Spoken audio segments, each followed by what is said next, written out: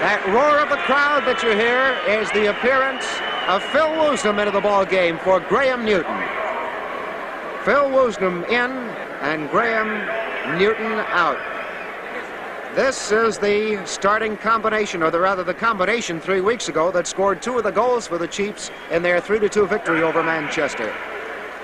All right, the ball batted around at midfield where Coleman has it. He gets by John Cocking going down the left side. Stan Bowles ahead of him. Pass too far for Bowles, picked up by the Chiefs. Vic Crow up to Woosnam. Woosnam at midfield to the right of center. Still going. Starts to cut into the middle now. Pass on his left, long to Vic Crow. Crow gets it into the middle. A header. Wow! Just over the nets. Emmett Kapengwi made a diving header with the ball, and it just went over the bar. Welcome to Good Seats Still Available, a curious little podcast devoted to exploring what used to be in professional sports. Here's your host, Tim Hanlon. All right, let's do this, friends. How are you? Thank you so much for coming by to our little podcast corner of the world. My name is Tim Hanlon, your humble and congenial host, and the podcast that you have landed on, either by accident or by design, is called Good Seats Still Available. As you know, or probably know, or should know, it is our little journey every week into what used to be in professional sports. I welcome you to it, and we're going to take a little bit of a diversion this week. We've spent almost a year now in sort of getting our sea legs, I guess, in this topic of teams and leagues and the various stories around them that, for whatever reasons, no longer are around, and frankly trying to unearth some of the memories and anecdotes about all of them. And one area that we've yet to really tackle that I've been meaning to, and it's become over the last couple of years, especially through folks like Uniwatch and some of the folks who obsessively cover things like logos and design and uniforms and all those kinds of things. And I guess today, in today's modern social media-driven world, the ability to take quick snaps and or screenshots from TV broadcasts of various cool logo designs or malfunctions, shall we say, of wardrobe. It's just more of an obsession, I think, now than there ever was before. But we really haven't talked to anybody sort of from the artistic community, whether they be graphic designers or logo creators or simply artists who covered some of these sports. You have to remember, especially in decades past, artwork was a key element for things like programs and media guides and ticket stubs. And while some of those indeed still last today and are part of the design elements of today, they were much more pronounced in years past, and in some respects almost sort of literally and figuratively a lost art. That is that sports and art have obviously gone almost hand in hand together over the decades, especially as a litany of for us pro leagues and teams that have sort of come and gone. Perhaps sometimes splashily, if that's a word, with wacky and outlandish and sort of striking team names and color schemes for their uniforms and the logos and the art. And the iconography that have gone with them. Our guest today is a gentleman by the name of Wayland Moore. And if that name is familiar to you, and hopefully by the end of this episode it will be, you will know him as quite a famous and well-regarded artist in a lot of different media over time in his almost now 7-decade career. And there's a lot of work that Wayland Moore has done in the realm of sports, some of which you probably don't recognize. But in specific interest to us in this conversation are some of the iconic work that he did with the Atlanta Chiefs of the original North American Soccer League. Wayland Moore was the designer of the original Atlanta Chiefs logo and some of the original art that sort of surrounded that team back in the late 60s. When the NASL was formed sort of as a marriage of convenience between the United Soccer Association and the NPSL. We've devoted a couple of conversations to that in the past. but probably more famously, two other sort of areas of sport and art that Mr. Moore was part of, one of which was the unique design for the Atlanta Braves of the National League, and in particular in the Hall of Fame, and yes, you can go up there in Cooperstown and find it, the uniform, frankly, specifically designed with the event in mind of Hank Aaron's eventual breaking of Babe Ruth's home run record. So the uniform that he was wearing at that time, and the promotional minds of the Atlanta Braves at the time, in cahoots with Mr. Moore, created the design elements so that not only that moment could be forever remembered, but also to modernize in a unique way the Atlanta Braves franchise, which was not only ascendant, but obviously going to a whole nother level with Hank Aaron and his exploits in the mid to late 1970s. But for our soccer friends out there, there's another sort of part of Wayland Moore's history, and that is he was the designer of the original and still, in many respects, still ongoing and lively logo of the New York Cosmos, arguably the most successful and memorable team in the brief history of the North American Soccer League. So an iconic logo, if there ever was one in the NASL, that being of the New York Cosmos. And so we get into all of those things in our very interesting and somewhat surprising conversation with artist extraordinaire Wayland Moore in a couple of seconds. So stay tuned, please. SportsHistoryCollectibles.com seems to be an appropriate sponsor, I think, for this episode, because you may actually find some of Mr. Moore's work either in a program or in a media guide. I'm sure there's a couple of things in there that you will find among a zillion other cool artifacts and memories and memorabilia. SportsHistoryCollectibles.com is the place to go to check out various programs and guides and buttons and posters and playing cards. And, there's all kinds of different form factors there. Of course, if you go to SportsHistoryCollectibles.com, you find something you like or some things you like, make sure that when you're checking out, you use that special promo code. Of course, you should know by now that's Good Seats. The promo code is Good Seats, and you're going to get 15% off your purchases at the site. That's SportsHistoryCollectibles.com. Go there early, go there often, and make sure you make some purchases and use that discount of Good Seats at checkout. Okay, so let's segue into our surprisingly interesting and a bit diversionary, but fun nonetheless, conversation with a sports artist in particular, Wayland Moore. Please, as always, enjoy.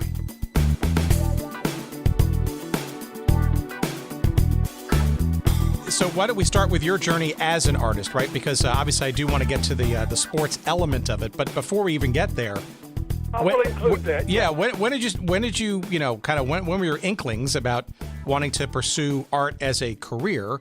And maybe you can give our audience a bit of a sense of sort of how you, got to positions in, say, pro sports that helped you and enabled you to create some truly memorable pieces of work. Well, we all start out in about the first, second, third grade, and the teacher gives us crayons, and we start drawing. And as I tell people today, and I'm 82 years old, and I said, well, I never put my crayons down. But along with that, I stand 6'4", and I played sports. I played football, I played basketball, track, but at the same time, my parents, I wanted to take art lessons, and so while I was in high school, I took art lessons. Well, then the day came that, and this was in the 50s, so the day came that I received some scholarships and to play football. Well, I wanted to be an artist, and my dad, of course, back then, he owned his own businesses, and he wanted me to play football. Well, I turned it down, and I went to college, but I majored in art, which I'm so glad I did. And so after graduating from the Ringling College of Art in Sarasota, Florida, I of course, you have to. I was married, and you have to, earn a living. I mean, you can't start as then and paint a painting and say, okay, now somebody come and buy it. So I started out in an ad agency. I was a television artist. I was a newspaper artist, and but little by little, I let go and I went out on my own, and then I started. And so the first thing, of course, was sports art, because I felt I knew sports, and so I guess I've covered most major sporting events. And just to give you an idea of some of the things, I'm the charter artist for the U.S. Olympic Hall of Fame. I've done the first 30 portraits.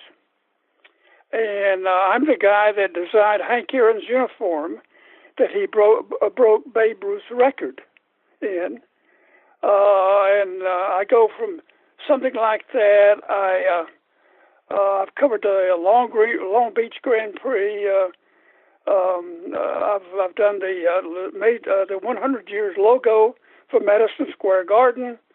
Now the Chiefs, I was involved with the Chiefs when they started out way back when here in Atlanta, Georgia, and so I was friends with Phil Woosnam and Vic Rouse and all of them, and so we put, and when I say we, because I'm the type of guy that I get involved. I don't stand back, and not only do I get involved with the art, but with the business aspect of it. So we got the Atlanta Chiefs going, and we had a great time.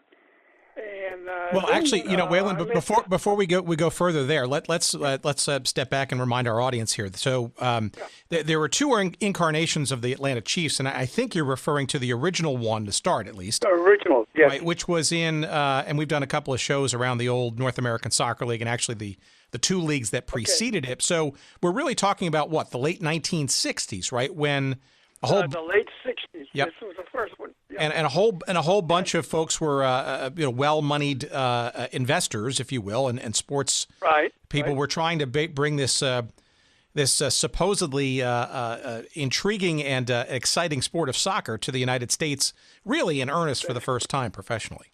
Yes, and because at that time, very few children in Atlanta, Georgia, played soccer. They knew nothing about it.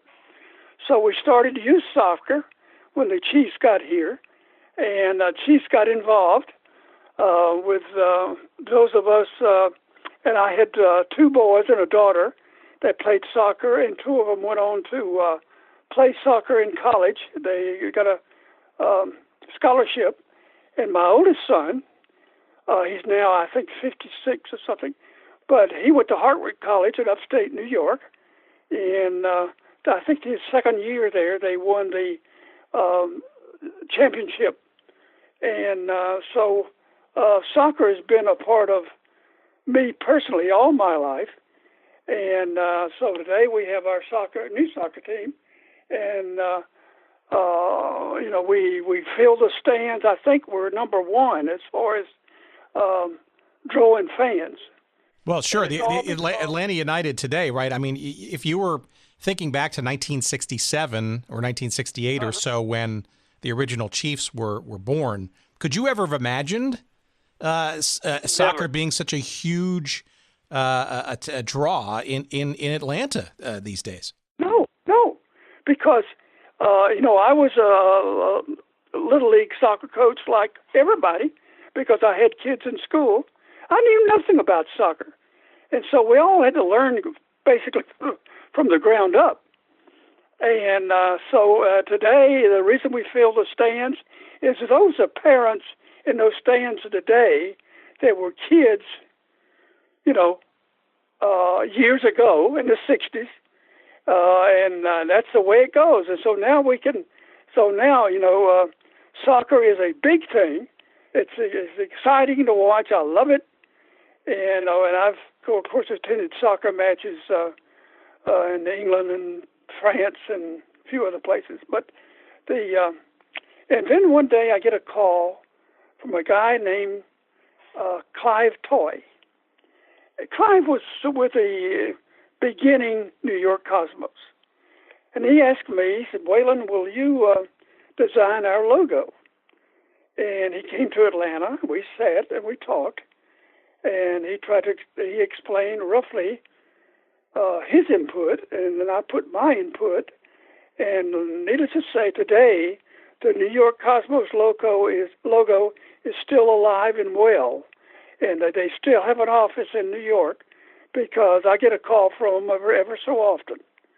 But with sports, I think back, I'd walk into those locker rooms where it'd be soccer, football, you name it. And I don't care what age or where you are, if a grown man is standing there sketching, and the difference between a sports artist and another artist, a landscape artist or whatever, a sports artist has to master the figure because he has to draw the figure fast and in many places. And so anyway, I go in these locker rooms and I stand there and I start sketching, and it won't be 10 minutes until 3 or 4 are around me. And of course, one of the questions I get, Tim, and I love it, they'll say, as they're standing next to my elbow, they'll say, "Did you draw that?" And I said, "I hope so." And every place I've been is always on commission from some company or, in most cases, large companies. Well, let's talk about commission. Let's talk about that commission then. Let's back up to that time with the early Atlanta Chiefs. How did you come across this fledgling group of professional soccer enthusiasts, so to speak, and how did you meet Phil Woosnam and walk us through sort of the conversation that first of all, how'd you meet, and then how did he convince you to take part in being part of this team? Well, I guess one of the names that Tim, you should put down is Dick Cecil. Now, Dick was the president of the Braves back then, and he was over at my studio here just a week or so ago. And he's a great guy.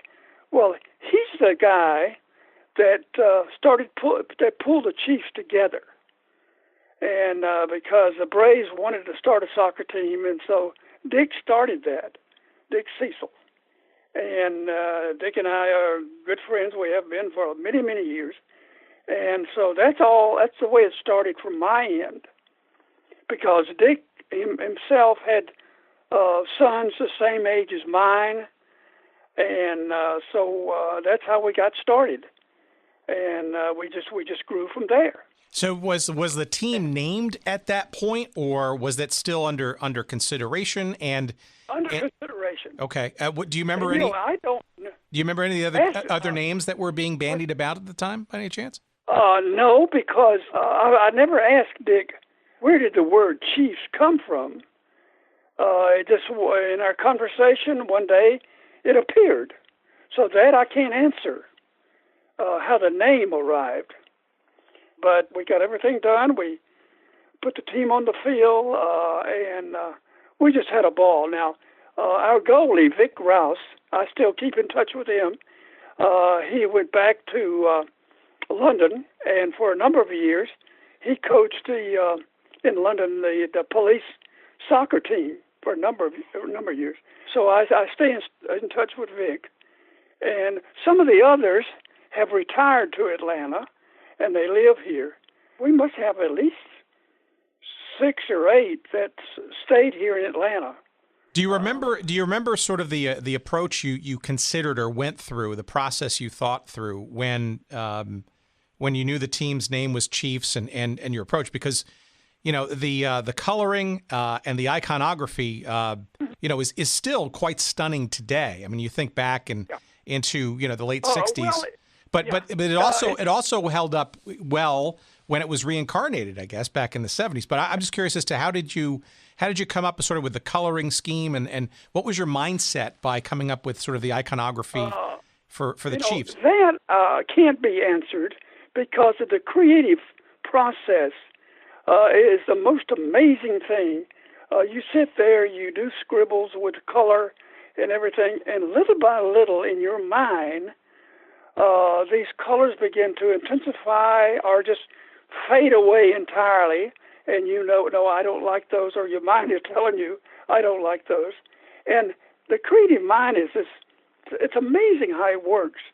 And then little by little, on your paper in front of you, something begins to appear from your hand and your mind that you become, to a great degree, satisfied with as far as presentation to whoever you're doing this job for. And so that's the way it begins. There's no step 1, 2, or 3. And now, like the Cosmos logo took a while because of all of the input that we wanted to put into that. So that one's is hard to come up with. And of course, I teach a class in art here at Emory University in the evening. I even have doctors taking my art class in the evening at the Emory here from time to time. Yeah, so let's get into so obviously Clive Toy came into contact with you because of your work with the Chiefs, I'm assuming, and because of Phil Woosnam's budding sort of growth, I guess, in terms of his chores, right? He wasn't just running the Chiefs; he was basically became the commissioner of the league very quickly. And I'm sure he recommended you to Clive but maybe you can put us in the room there as you were sort of thinking through. So you said he gave you some input and you had some input, but Clive was sitting here in my studio, and so what I do is if someone wants a logo or something, I let them talk until they've talked out, and they realize that they can go only so far because they know that I for lack of a better word, I'm the image maker. So they throw all of that at me, and then I sit here and I take their good points, their bad points, their great points, and I start putting them on paper. And if we discussed maybe, we'll say, 6 or 8 colors, and I'll put those colors down, then I'll start playing with those colors. But in the case of the Cosmos, Clive said, Wayland, we want the Brazilian colors. And I said, okay, and what are they? They're green and yellow or whatever. So we took those colors, and I forget now how we rearranged those, and we ended up getting a logo that everyone liked. Now, why do you think Brazilian colors? Do you think he had an inkling that he was going to go after sort of the grand prize, I guess, of international soccer stars in Pelé? Or was that sort of just an inkling? Pelé eventually ended up playing for the Cosmos for a while. Yeah. So what was your inspiration? I mean, the name Cosmos was obviously shortened for Cosmopolitans, right? Well, they came up with that, the Cosmos. I guess Clive Toy and some others, because when he came to me, he already had the name, of course, and then it was up to me to put it in some type of design that everyone enjoyed and liked, so to speak. I hate to put that word like, but anyway, Phil Woosnam, for instance, he was a great guy. I was the type of guy that I got to know these people and visited these people because I think I said earlier that I'm a listener and a soul giver and a venturer, and I just enjoy, my world of art, where it be sports or landscapes or portraits or whatever. Okay, friends, sorry for the interruption. Just wanted to quickly remind you that today's episode of Good Seats Still Available is brought to you by our friends at Audible, the premier provider of digital audiobooks with over 180,000 titles to choose from in just about every genre you could think of. Audible titles play on iPhone, Kindle, Android, and more than 500 devices and MP3 players for listening anytime, anywhere. And for a limited time, my audience can listen to a free download of any book that they choose as well as get a 30-day free trial when you go to audibletrial.com/goodseats. That's audibletrial.com/goodseats. And you can choose from over 180,000 titles, as we said, including one that I'm listening to right now. It's called The 10-Gallon War by John Eisenberg. That's the story of the NFL's Cowboys, the AFL's Texans, and the feud for Dallas's pro football future. Another one on my list, which I have yet to download but is on my queue, that could be interesting to our audience here, is called The National Forgotten League by Dan Daly, entertaining stories and observations from pro football's first 50 years. Those are just two of the many thousands of titles to choose from, and not just in sports history, but you name the genre that you might want to listen to, and Audible's got it. By the way, two guests perhaps that we'll have on the show, hopefully sometime soon. But again, go to audibletrial.com/goodseats for your free 30-day trial, as well as your free audiobook download to try it out for yourself. Again, that's audibletrial.com/goodseats. And now, back to our conversation.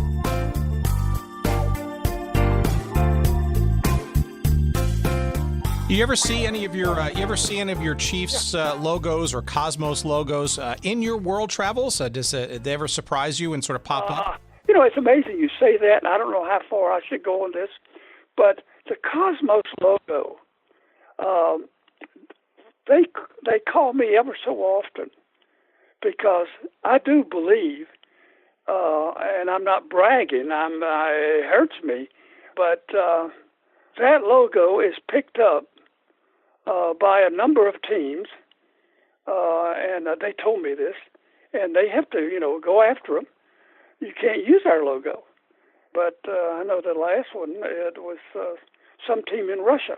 They have to keep an eye on the logos because even my work, I'll end up, like, for instance, I was having lunch one day and at the golf club, not here. And I walked in, I had a seat with some other guys, and staring at me beneath my plate was a paper mat with my art on it of a golfer and all this bit.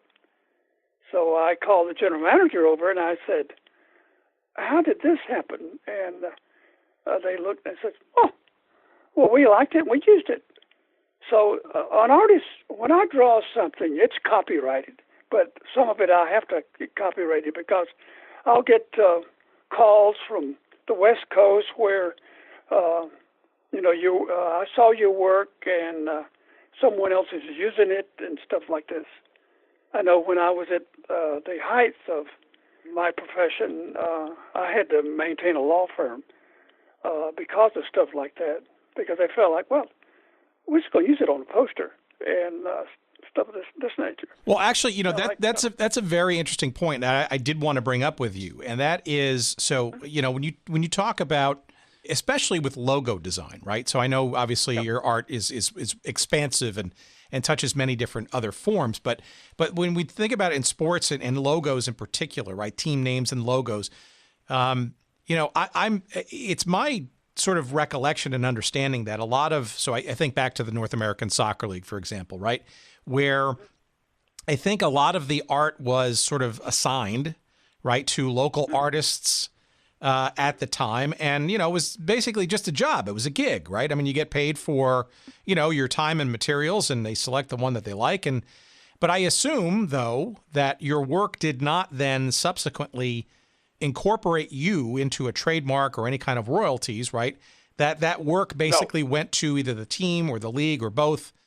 It always goes to the team. They pay me a fee to design that or paint that. Now, if they're going to reproduce posters, then of course we have to sign that they get the okay to produce X number of posters. And one of the things I'm looking at on the studio wall here, because I pulled it out, is back in 1980 at the Lake Placid Winter Olympics, I was commissioned to go there and cover the hockey. And so I have pulled the hockey team jumping up and down in the American flag that beat Russia. And that's coming up for sale. And along with that, I did a single figure with his hands in the air, USA, and a flag in the background, and he did X number of prints, on that. But I guess the first major piece, Tim, I did was Billie Jean King and Bobby Riggs. Yeah, it was the match of the century, right? Match of the century, and the Astrodome hired me, and I think ABC hired Neiman, and we both met together down there, and I did the painting of Riggs and Billie Jean King, and so that was used on the program, and then when she won, not only did she get oodles of other things, but they also gave her the painting. I guess that was one of the first biggies that I did, and hot air ballooning in New Mexico. It goes on, and painting in Africa, and you name it, and sometimes it doesn't seem to want to stop. And I even in your sports stuff, did you ever have? Was there? I'm assuming there was kind of maybe a friendly or maybe not so friendly rivalry with Leroy Neiman. Clearly, another sports artist of that era, right? Well, it never was on my side, but and what I'm going to tell you is the truth. And so when we went to the Riggs King match, we met and we had lunch together, and so my wife was there. So one morning, Neiman and my wife had breakfast together, and I'm the type of artist that I believe in promotional pieces. So I have all my life, and I've got all kinds and interviews, you name it. But anyway, I had a brochure at that time, and I gave it to Neiman.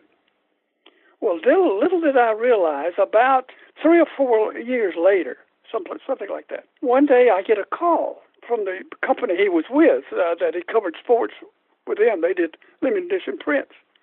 And it's a lady that owns the company, and she called me, and she said, Mr. Moore, can I come to Atlanta, Georgia, and talk with you? And I said, for what reason? And she said, when Leroy got back from the Billie Jean King and the Riggs match, he threw your brochure on my desk and said, here are some ones trying to imitate me. Well, I wasn't trying to imitate him. That's the way I paint. I paint loose. And so she said, I stuck it in my drawer. And then the two of them, at that time, I think had strained relations. And so he left or she let him go, one or the other. So she came to Atlanta, and we signed a contract for 7 years. And so anyway, that's the way it started for me in New York. And in the summer, part of the company was in Paris, and in the summer I would go there. And so I had a great time. It opened a lot of doors for me. And so anyway, that's the way it started there. But and poor Leroy, I think 2 or 3 years ago, he passed. And but I never had these, strained relationships with him, and but that's the way it ended up. No, that's very interesting. Of course, if anybody is a fan of, say, including of course the North American Soccer League during the 70s, right? I mean, you saw a lot of paintings and artwork and lithographs that were from both of you, frankly, and that's a pretty interesting. So I would remind our audience, we're going to put up some of your imagery on our website once this episode posts. Okay. But on waylandmoore.com. Yeah, it's Wayland Moore, WAYLAND Moore.com, or sketchbook-images.com. And we'll put those up on the website as well. So let's go back for a second to the soccer stuff, because obviously that's it's our want here is to sort of focus on these teams and whatnot.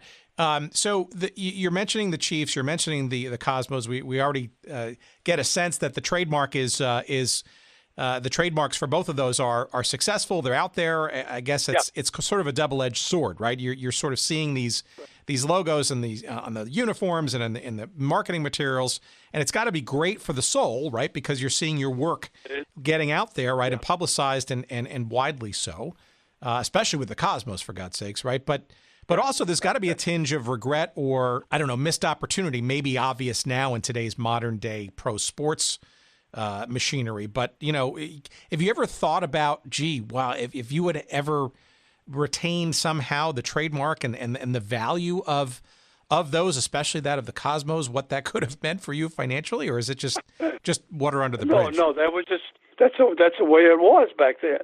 And as the Cosmos grew, so did I. But an interesting thing, all of this stuff, for instance, I know that hanging on my wall over here, when the New York Islanders hockey team won some years ago, I was up and I had to cover the event with a large painting with them winning, the Islanders. And so they sent me a shirt, a hockey shirt, and on the back is Moore and number 1. So, you end up, my wife tells me, she said, well, what are you going to do with all this stuff? But I get my calls now at my age from dealers from all over, even as far away as London, wanting to know. They said, you're getting older. But the latest was from New York. A few months ago, I had one to arrive and he wanted to come to my studio, and so I invited him, and we're sitting here, and I had heard this is happening now, Tim. He looked around and he said, Mr. Moore, I think I would like to buy everything in the studio, including the easel, your paint tray, and everything. Well, and I know when he said everything, he didn't mean just everything, but what's happening now is I have read where they buy the artist's easel and chairs and stuff like this, and then they put the art they get around that to intensify, hopefully, the sales.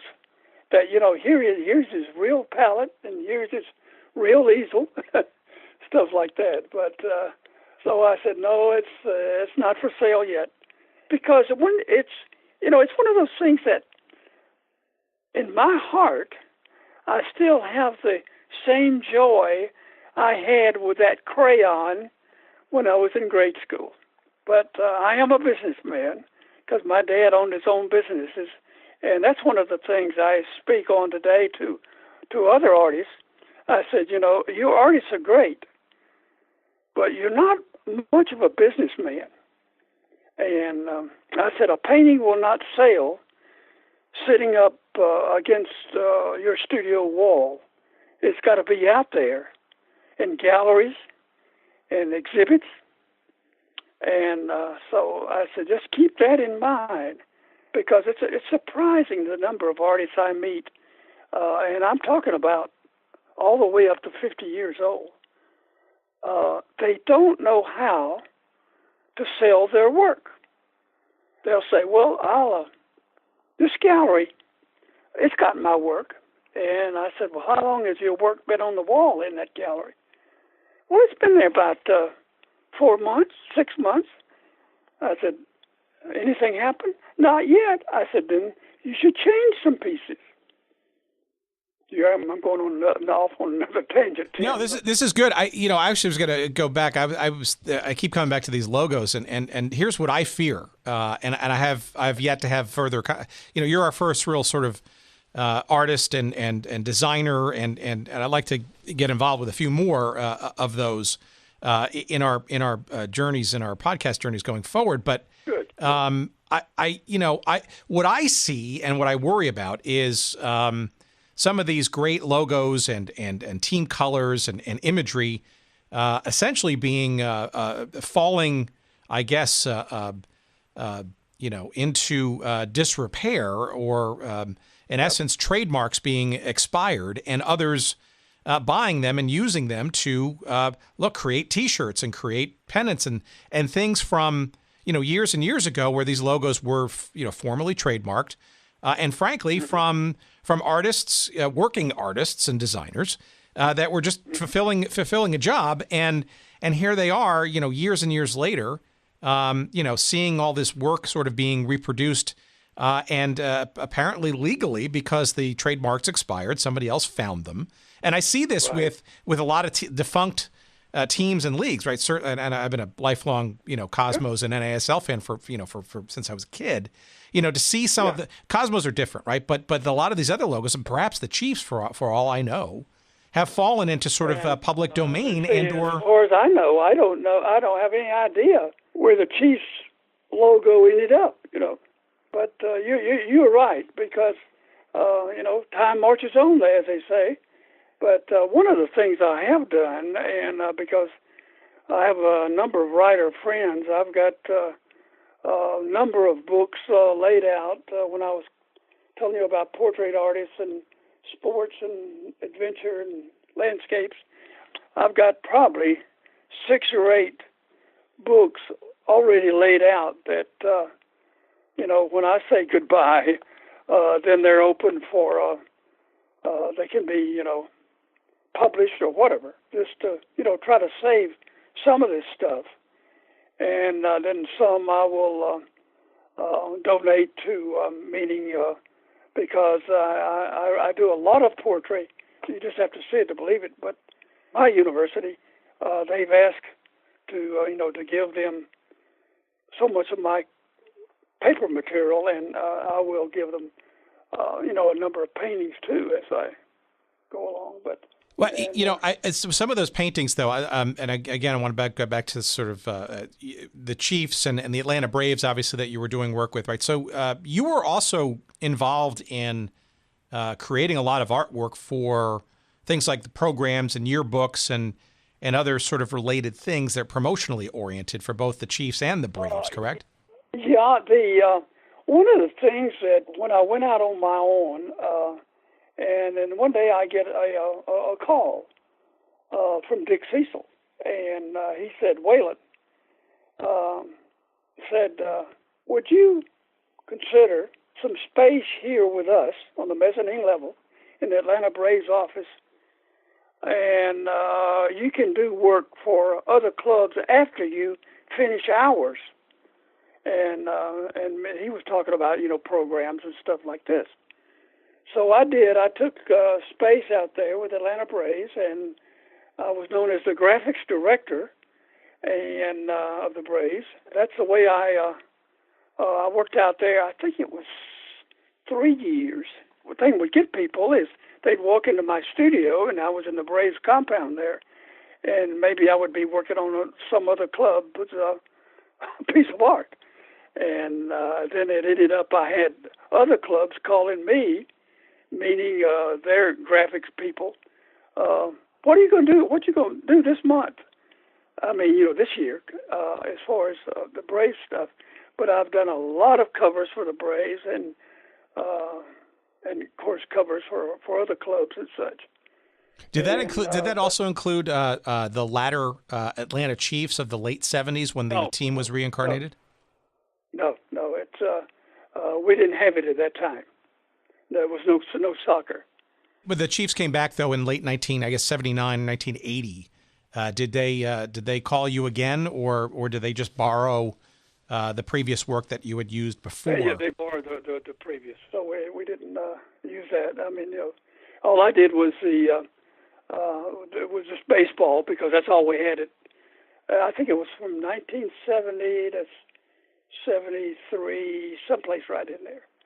Because I was there when Hank Aaron was on his way to breaking Babe Ruth's record. And so that's the reason I got involved with all that. Well, let's also talk about that too, because that's another sort of palette for you, right? Was actual uniform design, right? I'm assuming that with the Braves that you were involved in that process. I suspect you were or you were not on the Chiefs as well in terms of their color scheme and all that stuff. I don't remember about the color scheme, but I think I was. It wasn't anything that stood out in my mind. But the redesign of the Braves uniforms, though, that was indeed pretty significant, right, back in the time, right? Oh, yeah. Well, he did. Ended up in the Baseball Hall of Fame as far as Aaron's uniform was concerned. And but they asked me, they said, could you design a uniform to highlight when Aaron breaks Babe Ruth's record? So I started designing, and this company would, I'd send them in, they'd make one and the whole bit, and then we'd come back and I'd rearrange and change some stuff. And so my two models at that time was Hank Aaron and Eddie Matthews. And I've got pictures of both of them, posing at the stadium with my uniform. But to sit there, and the night he broke the record, and I'm sitting there with the rest of the people, and there was a great joy to know that, he was running around the bases with my art, so to speak. And only another artist would understand that. And Hank's a great guy. And that was fun. Well, it also strikes me, and I don't want to put words in your mouth, but it almost feels to me like that's sort of almost a living, breathing sketch pad, if you will, or canvas, right? These are logos, these are colors, these are design, uniform elements that are on living, breathing human beings that are performing at the highest level, as well as in various forms of media, so that are being seen literally by millions of people. In the case of Henry Aaron, right? Millions of people all over the world. It's got to be quite something to sort of see all that and recognize that you're basically part of those moments just as much as the players are. I'm so glad that when I start through my photographs, and people don't believe that when they go through see these photographs. They say there's no way, because there's movie stars in there, and I did things like, for instance, this one hotel called and said, we're having Bob Hope in for the weekend. Can we commission you to sketch Bob while they have the function? So while they were having cocktails, I walked up and I met Bob Hope and I told him what I was going to do, and so I started sketching, moving around, and from time to time, he'd walk up. He said, let's see what you got. Because, I did 8 or 10 sketches of him and, talking to people and stuff like that. And then this hotel framed them later. But, see, a lot of artists, not a lot, but quite a few, most of them that I meet, they get uptight when they're around a lot of activity. And meaning that, it is much better when you're sitting here painting at the easel and got soft music going, and like I do a lot now. And but when you're out there and when you're in the stands or LA Coliseum, I was covering the 84 Olympics for Coca-Cola, and you're there and you're doing your sketching, you're doing your painting, and you're running over here, and you're doing the swimming. But I've got people that make sure they get me to these places. And then when it was here in Atlanta, I was commissioned by a large company here to cover the Atlanta Olympics in '96, and they wanted a book. So I hired a writer and a driver. And I told this driver, I said, now you can go any place. And they gave me all the credentials to hang on the car. And this guy driving it took a while to get him, situated, because he couldn't understand. We drive into the stadium and almost drive out on the field, and I'd get out and do some sketches, and I'd come back, and the writer would be, writing, taking notes. He said, well, the event's not over. I said, I'm not here to observe the event. I'm here to cover it. And I said, let's go. I need to go to the next one. And so you're moving fast, and that's against the grain of most artists. And then I'll do things like I'm in Europe and I'm painting a landscape and I'm out in this field, and this one figure guy walks up across the field, walks up to me, and he's looking at what I'm painting. He's a Frenchman, and he said, did you paint that? And I just died laughing. And I said, who else is around? But you get some great feedback, and I've covered the space launch, and and goes on and on. But well, let me. So this has been a great conversation. I appreciate all this time and your recollections of all this. Well, let me ask you. Let me end sort of with this sort of one question, and I think this is something that listeners in our audience will probably have sort of the same thing. And so when they see, Cosmos, T-shirts, or more specifically, they see the original logo of the Atlanta Chiefs on T-shirts that are sold today, right? What would what do you recommend? Do we buy those shirts and enjoy and revel in that great iconography? Okay, or is it kind of really unfair and maybe something we shouldn't do, given the fact that you're not benefiting from your artwork? No. I knew going in, and that's the way we priced it. And no, by all means, buy them. So even today, I run into this periodically.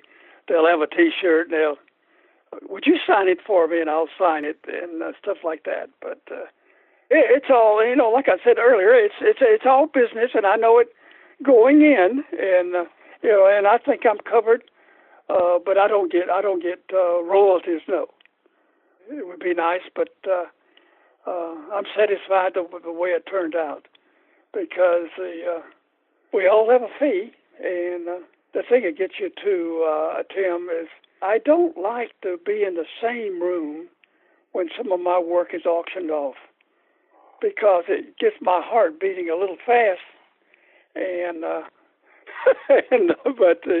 because even sometimes I don't believe it, to tell you the truth. Well, maybe the last thought would be, so that's interesting too, because right, the sort of world of art and commerce, right? I mean, you started in advertising, right, which is probably the most easy way, I guess, for a fledgling artist who, wants to get a decent and real job and sort of gets exposed to it. But it's a messy relationship, right, between art and commerce. And I think, it goes right down even to the individual level, right, like you're describing, where, your pride and your passion and your feelings and all of it are expressed in what you're creating. And then it almost has to get, I don't want to say sullied, but you've got sort of the other issue of, well, gee, it wouldn't be bad if it actually made a few bucks and, kept the lights on for another month, right? Yeah. And, it's like that when I tell these artists, that, when you sell a piece of art, that if you're bringing the money in, you got to have enough to buy groceries and keep the lights on and all that. And because it's hard for an artist to let go of a piece of art for sale without they're doing a commission. But you got to realize, hey, I'm in this because I enjoy it. This is a business at the same time, and you've got to put it out there for sale. I even lost a gallery in Chicago. The owner called me after about 3 or 4 years, and I sold a lot of work up there. And he called me one day, and he said, Wayland said, we're going to have to stop doing business with you. And I said, for what reason? He said, you're too much of a businessman. I said, well, thank you very much.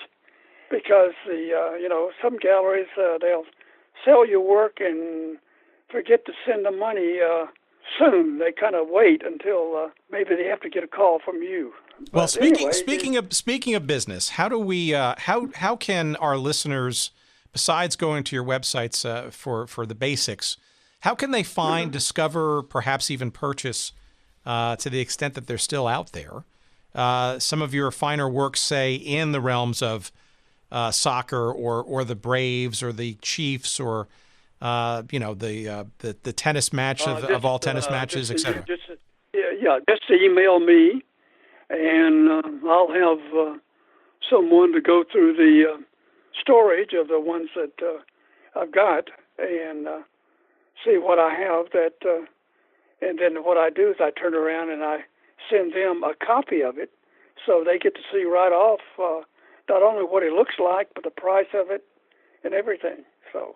Well, I'll tell you what. I'm gonna email you then about in particular some of the to see if you have any Atlanta Chiefs artwork in particular, which I'd love to go on. But so why don't you, if you're comfortable, either I can pass on your email if people reach out to me, or would you like to publicize that here now, or just have them go to the website, whatever you'd like.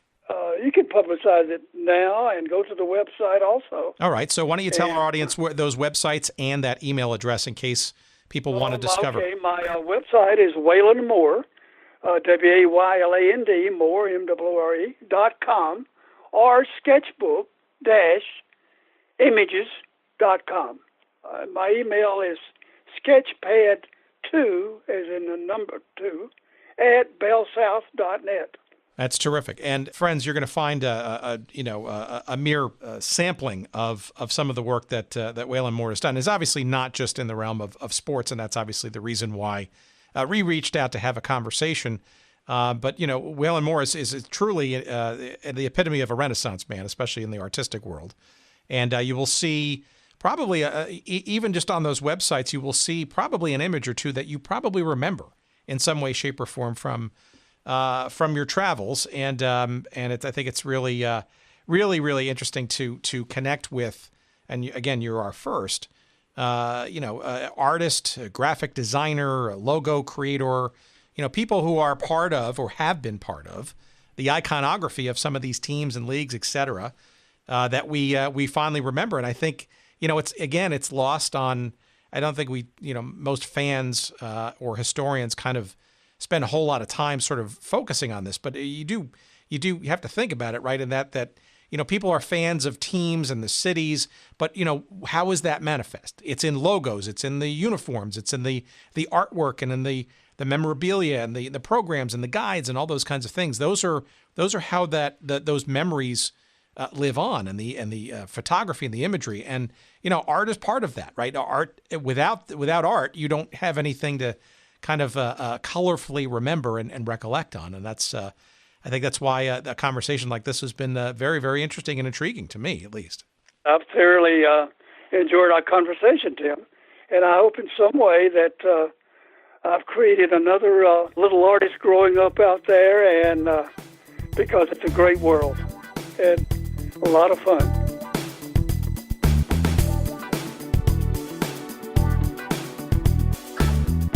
All right, there it is. Another interesting journey conversationally, this time with Mr. Wayland Moore, who we thank profusely for joining us from his studio in the Atlanta area.